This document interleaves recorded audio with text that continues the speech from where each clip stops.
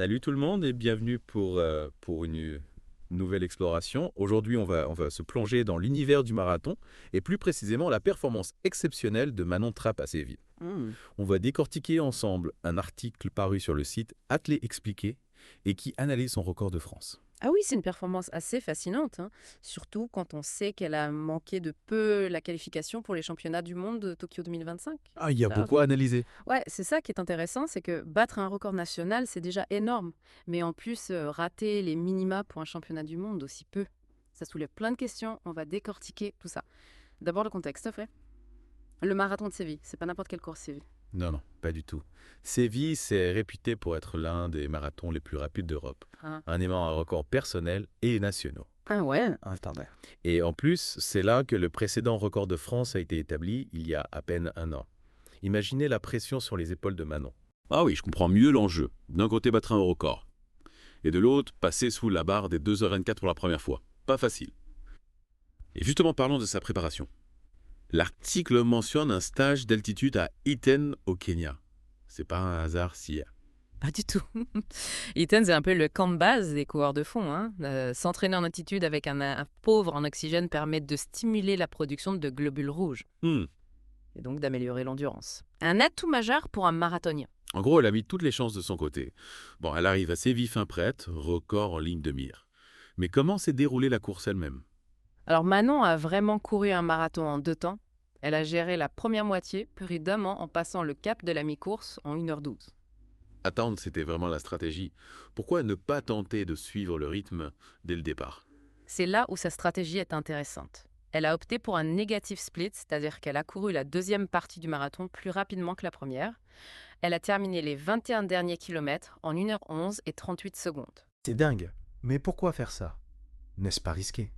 En fait, c'est une stratégie assez courante pour les marathoniens expérimentés. Ça demande une grande discipline au début, mais ça permet de finir en force quand les autres commencent à fatiguer. Et avec son entraînement à Iten, elle était probablement préparée à gérer ce type d'effort. Donc, l'altitude, le negative split, tout a été calculé à jet.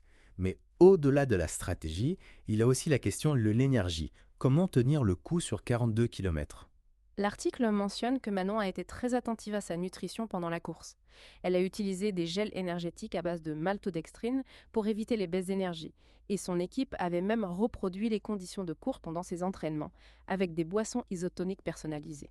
Waouh, on parle d'une préparation millimétrée. Et elle n'était pas seule dans cette aventure, Siaté. Effectivement.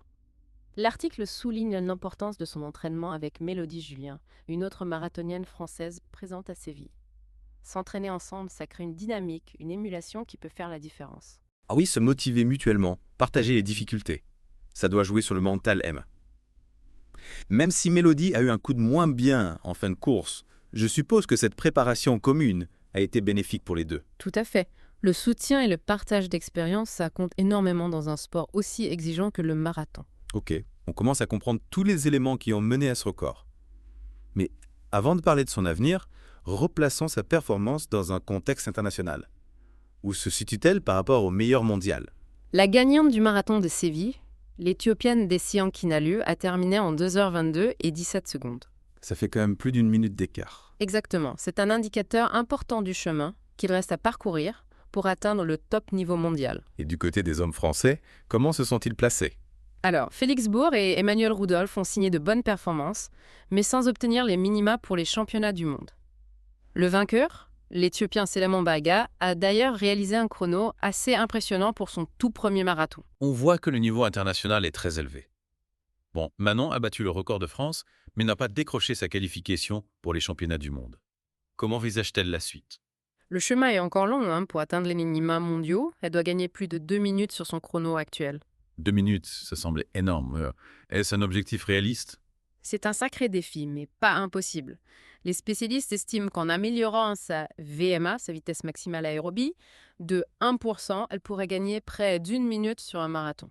Donc, en se concentrant sur certains aspects de sa préparation, elle pourrait se rapprocher de cet objectif. Concrètement, ça veut dire quoi? Il faudrait par exemple qu'elle intègre des séances de seuil lactique pour améliorer sa résistance à l'effort intense. On parle aussi d'optimiser son économie de course, c'est-à-dire dépenser moins d'énergie à chaque foulée. Et tout ça, c'est accessible à n'importe quel coureur. Oui, Même si les méthodes d'entraînement sont spécifiques au haut niveau, les principes de base sont les mêmes pour tous. Travailler sa VMA, son endurance, son économie de course, ce sont des éléments clés pour progresser quel que soit son niveau. Intéressant. Et n'oublions pas que Manon est encore jeune et a une grande marge de progression. En plus, elle a déjà prouvé sa force mentale en transformant ses échecs en motivation. L'article rappelait qu'elle n'avait pas pu participer au JO de 2024 et que ça l'avait poussée à s'y passer. Absolument, c'est une athlète résiliente, déterminée à aller toujours plus loin. On a hâte de voir ce que l'avenir lui réserve. Mais avant de te projeter, j'aimerais qu'on revienne un peu sur le marathon de Séville en général. Cette course a quand même quelque chose de particulier. Tout à fait. Séville, c'est plus qu'un marathon. C'est une ville magnifique, un parcours rapide, une ambiance incroyable. C'est un peu un concentré de tout ce qui rend le marathon si fascinant. Ah oui, je vois. On a parlé de la performance, de la stratégie, mais il y a aussi l'aspect humain, l'expérience de la course en elle-même. Exactement, on reparlera de tout ça dans la suite de notre exploration. D'accord. Donc, Attends. en attendant, on espère que cette première partie vous a plu et on vous donne rendez-vous très vite pour la suite. Alors, on reprend notre analyse du marathon de Séville. Comme on le disait, c'est une course mythique, une expérience à part. Vous imaginez un peu courir 42 vélos 185 km à travers cette ville magnifique. Franchement, ouais.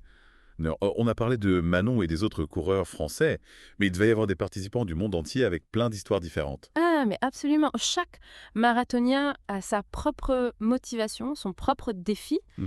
Certains visent le chrono, d'autres cherchent à se dépasser, à vivre une aventure humaine. Et à Séville, le décor est vraiment unique. C'est vrai que courir le long du Guadalquivir, traverser les quartiers historiques, passer devant la Giralda, ça doit ajouter une dimension spéciale à la course. On s'éloigne un peu de la performance pure, non? Pas forcément. Le marathon, c'est un tout.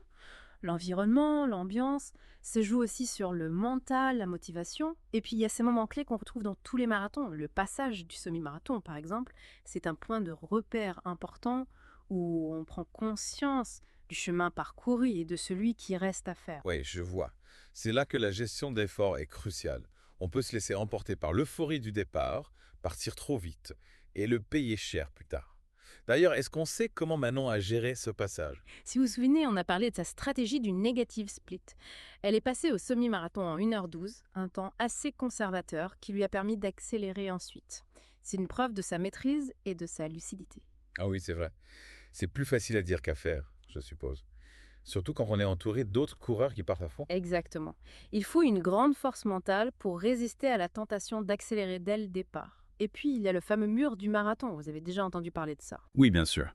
C'est ce moment de fatigue intense qui arrive souvent entre le 30e et le 35e kilomètre. Une vraie épreuve. Absolument. C'est là que le corps et l'esprit sont mis à rude épreuve. Douleurs musculaires, crampes, manque d'énergie, certains coureurs craquent complètement. Et Manon, elle a dû le ressentir, ce mur. Comment on fait pour le surmonter? On n'a pas de détails précis sur son ressenti, mais c'est quasi certain qu'elle l'a affronté. Le mur, c'est presque inévitable sur un marathon. Pour le surmonter, il faut puiser dans ses réserves mentales, se fixer de nouveaux objectifs, ne rien lâcher. Et puis, il y a la préparation en amont qui joue un rôle clé. C'est-à-dire? Si on est bien préparé physiquement, si on a géré son effort intelligemment, si on a une bonne stratégie nutritionnelle, on est mieux armé pour affronter le mur. En gros, il faut tout optimiser pour mettre toutes les chances de son côté. Exactement. Et une fois qu'on a franchi ce cap, chaque foulée nous rapproche du but, de la ligne d'arrivée. Et là, c'est l'explosion de joie. J'imagine l'émotion. Iwasaka. Après tous ces efforts, cette bataille contre soi-même, franchir la ligne d'arrivée, c'est une vraie victoire. Oui, c'est un moment unique, inoubliable. On oublie la douleur, la fatigue, on est envahi par la fierté, la satisfaction d'avoir accompli quelque chose d'exceptionnel. Et c'est ce qui rend le marathon si fascinant. On comprend mieux pourquoi cette discipline attire autant de monde.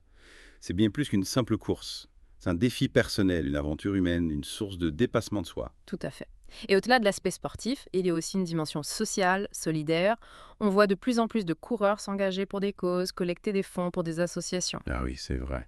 Et- Le marathon devient un moyen de soutenir des projets, de partager des valeurs. Exactement. Et puis, il y a toute l'ambiance festive qui entoure les marathons. Les spectateurs qui encouragent les coureurs, la musique, les animations, c'est une vraie fête populaire. C'est intéressant de voir toutes ces dimensions du marathon. On a commencé par la performance de Manon, puis on a zoomé sur l'expérience de la course en elle-même, et maintenant on découvre cet aspect social et festif. C'est ça qui est passionnant. Vous voyez, le marathon, c'est un prisme à travers lequel on peut observer plein de choses. Le sport, le dépassement de soi, la solidarité, la culture. Et si on revenait un peu à Manon et à ses ambitions futures, on a parlé des minima pour les mondiaux, mais il y a sûrement d'autres objectifs qu'elle pourrait viser. Bien sûr. Déjà, elle voudra sans doute améliorer son record personnel. On peut même imaginer qu'elle s'attaquera à la barre mythique des 2h20. Waouh, ambitieux.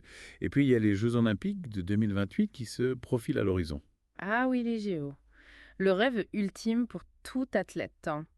Et on sait que Manon a une revanche à prendre après sa non-sélection pour les Jeux de 2024. Ce serait une belle histoire de l'avoir brillé sur la scène olympique. Mais avant ça, il y aura d'autres marathons, d'autres défis à relever. Exactement. Le chemin est encore long, mais on a confiance en sa capacité à progresser, à se surpasser. Et on sera là pour la soutenir, pour vibrer à chaque foulée, pour célébrer ses victoires. En attendant, on peut se demander, quelles sont les pistes d'amélioration pour Manon Las? Comment peut-elle encore optimiser sa préparation pour atteindre ses objectifs? C'est une question pertinente. On a déjà évoqué l'importance de l'entraînement en altitude, de la nutrition, de la gestion de l'effort. Mais il y a d'autres aspects qu'elle peut explorer. Par exemple, On pourrait parler de l'optimisation de sa foulée, de son économie de course.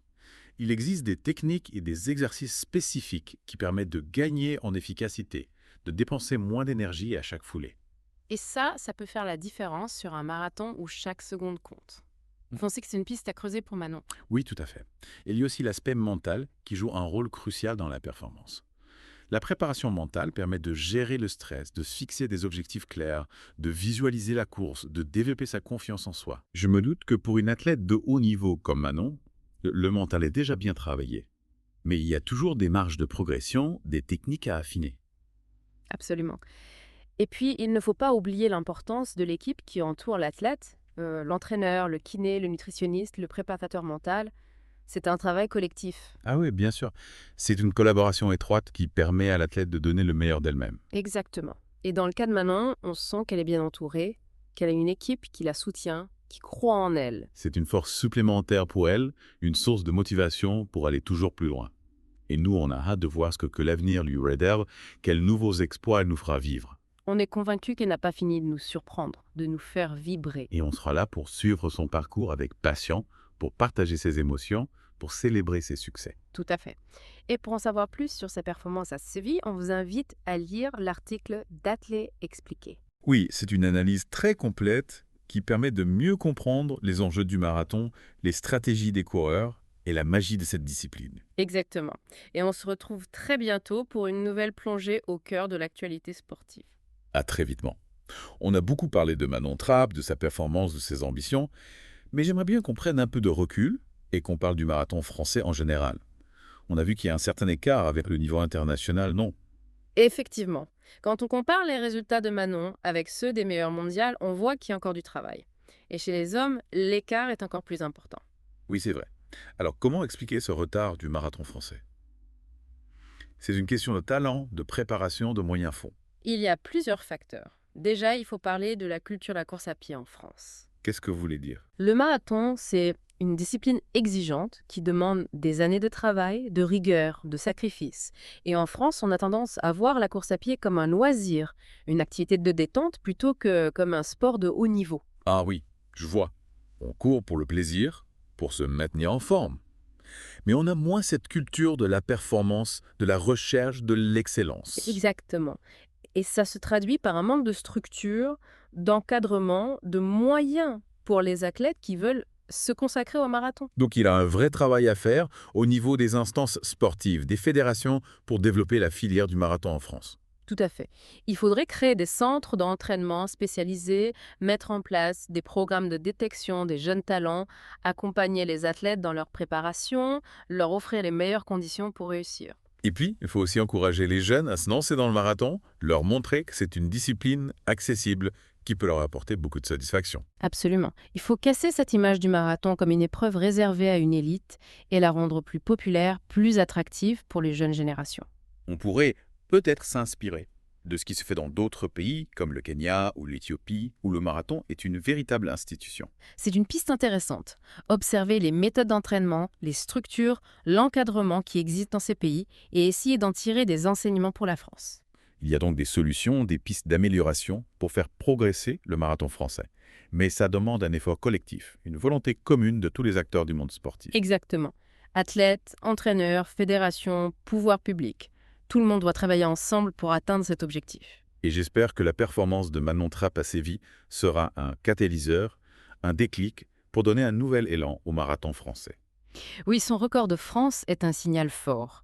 Une preuve que les athlètes français ont le potentiel pour briller sur la scène internationale. Et son histoire, sa détermination, sa capacité à se surpasser peuvent inspirer toute une génération de jeunes coureurs. Absolument. Manon Trapp incarne l'espoir d'un marathon français en plein essor, capable de rivaliser avec les meilleurs mondiaux.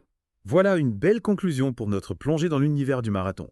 On a exploré la performance de Manon Trapp, l'expérience de la course, les enjeux du marathon français. J'espère que cette discussion vous a donné envie d'en savoir plus sur cette discipline fascinante. Et qui sait, peut-être que certains d'entre vous se lanceront un jour sur la ligne de départ de marathon Vacuate.